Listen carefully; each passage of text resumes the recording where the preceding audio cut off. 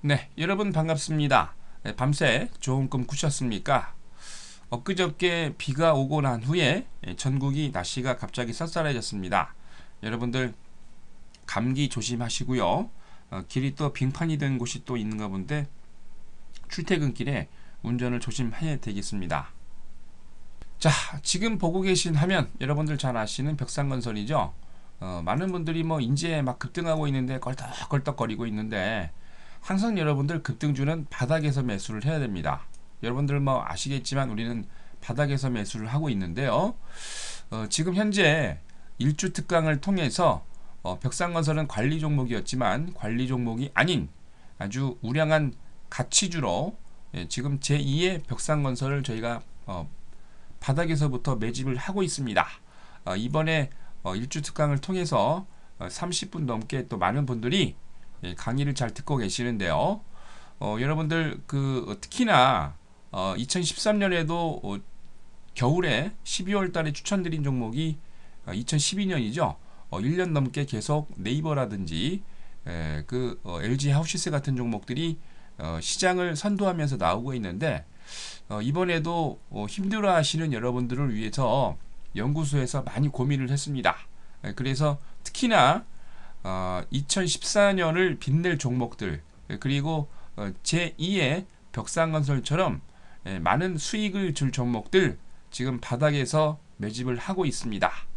그리고 일주 특강이 끝나고 난 다음에 일주 특강 들으신 분들에게만 한해서 또 좋은 기회를 제가 드리려고 하는데요. 오늘 또 선착순으로 그래서 5분만 받도록 하겠습니다. 88TV에서 지금 보고 계신 대한민국을 대표하는 증권방송TV 88TV를 통해서 여러분들 일주 특강 신청하셔서 좋은 기회 잘 잡으시기 바랍니다. 오늘 또 딱 5분만 선착순 5분만 입장할 수 있도록 해서 좋은 기회를 또 드리도록 하겠습니다. 자, 그러면 12월 11일 수요일 주식시황 시작하도록 하겠습니다. 자, 먼저 국내 증시입니다. 코스피가 외국인들의 매도세로 약세 마감을 보였습니다. 코스피가 전거래 대비 6.93포인트 내린 1993.45를 기록을 했습니다. 개인이 30억, 외국인이 1329억 매도를 했음에도 불구하고 기관은 이날 1114억 매수를 보였는데요. 기관의 매수세에도 불구하고 매도세가 너무 커서 조정을 좀 보였죠. 연기금이 815억, 사모펀드가 230억, 기타 법인이 123억 매수를 보였습니다. 프로그램은 차익거래가 169억 매수를 보였고요. 비차익거래가 312억 매도를 보이면서 총 142억의 매도 우위를 보였습니다. 업종별로 혼조세가 두드러졌죠. 비금속, 광물, 은행, 음식료, 의약품, 의료정밀 등 강세 업종이 있는 반면 섬유의복과 종이목재, 화학, 철강금속과 기계, 전기전자 등 약세 업종도 있었습니다. 시가총액 상위 종목들 중에서는 약세 종목이 많았죠. LG화학과 기아차, 삼성전자 등 무려 8개 종목이 약세를 보였고요. 네이버는 보합, SK텔레콤과 현대모비스 등 5개 종목이 강세를 보였습니다. 자, 이날 외환시장에서 달러 대비 원화는 80전 내리면서 1052원 20전으로, 달러 대비 유로는 1센트 오르면서 1달러 37센트로 마감을 했습니다. 자, 이날 코스피에서 상한가 6개 종목을 포함해서 319개 종목이 상승을, 하한가 종목 없이 487개 종목이 조정을, 84개 종목은 보합으로 마감을 했습니다. 자, 다음은 코스닥입니다. 개인은 소형주를 매수를 했지만 기관은 대형주를 매도하면서 전반적으로 약보합 조정을 했습니다.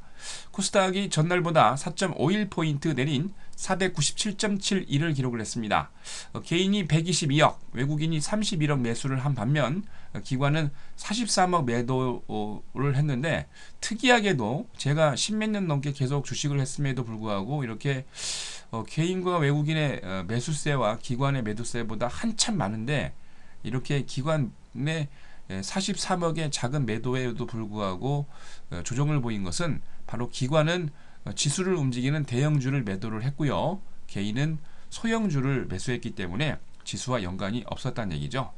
프로그램 매매는 비차익 거래 위주로 32억 정도 매수 우위를 보였습니다. 업종별로 모든 업종이 하락을 했죠. 딱 두 개, 인터넷과 비금속 업종만 빼고 모든 업종이 조정을 보였습니다.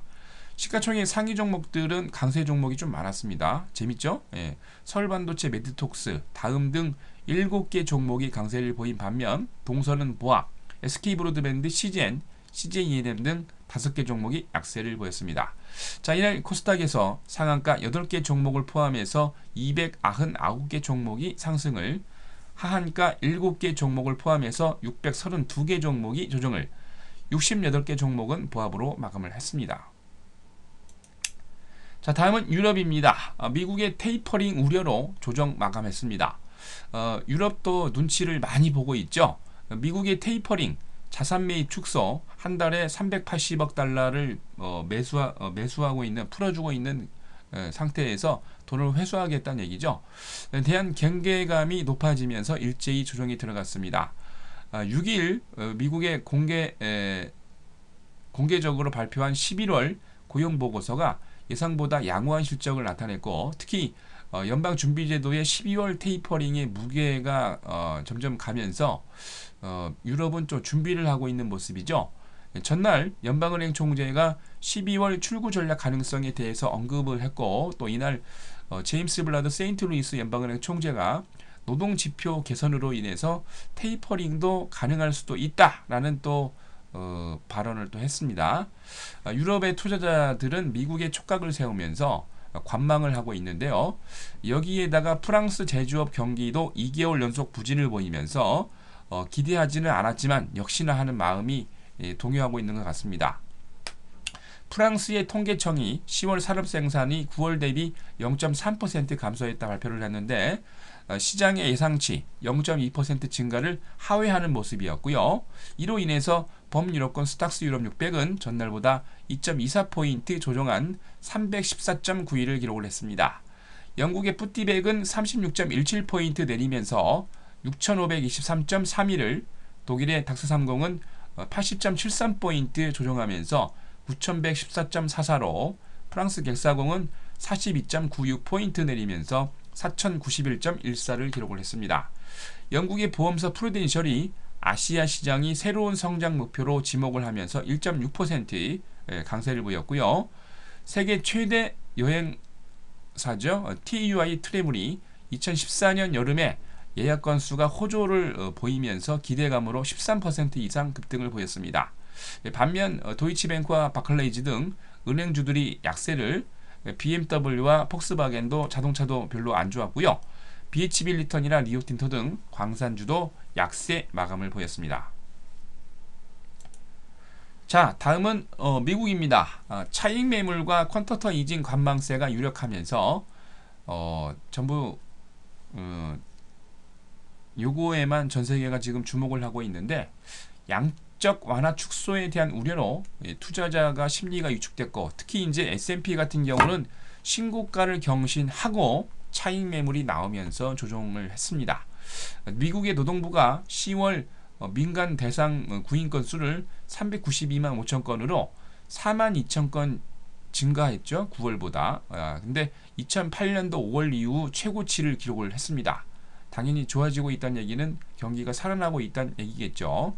미국의 상무부가 10월 도매 재고를 1.4% 발표를 하면서 판매가 1% 정도 증가했는데, 제조업 경기가 상승세로 가고 있다는 반증을 보이고 있죠. 미국의 전미 중개 중소기업 연맹이 11월 중소기업 낙관지수를 92.5로 10월 대비 0.9포인트 상승을 했는데요.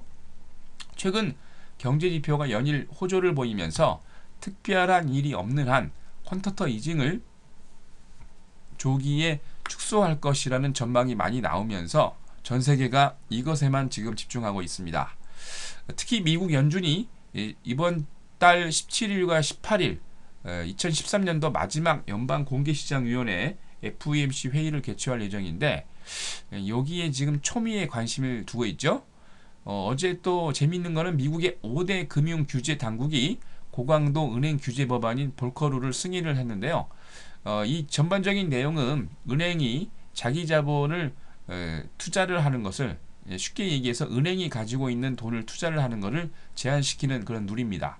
10일 미국 연방 예금보험공사와 연방준비제도, 상품선물거래위원회, 증권거래위원회, 통화감독청 등 차례로 법안 표결을 통과를 했는데요. 지수 하락에도 불구하고 트위터는 최고가를 경신을 했습니다. 페이스북과 그룹폰 등 SNS 관련주도 강세를 보였는데요. 트위터가 5일부터 12월 5일이죠. 사용자가 사용하고 있는 웹을 이력들을 분석을 해서 광고주에게 고객별 맞춤형 정보를 제공했는데, 이것으로 인해서 트위터가 계속 신고가를 내고 있고요.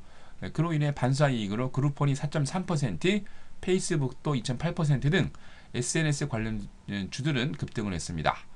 하지만 전반적으로 분위기가 눈치를 보고 있는 그런 관망세죠.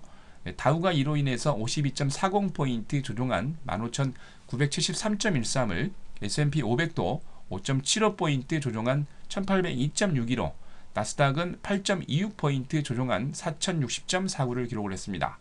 업종별로 75개의 업종이 상승을 하고 88개의 업종이 조정을 했는데, 아멕스 금은지수, 아멕스 일본지수, 아멕스 금강업체지수가 강한 모습을 보였고요. 다우존스 30개 종목 가운데 상승이 7개, 하락이 23개였는데 오래간만에 골드만삭스가 맨 위로 올라왔습니다. 월트 디즈니와 유나이티드 헬스그룹이 강했고요.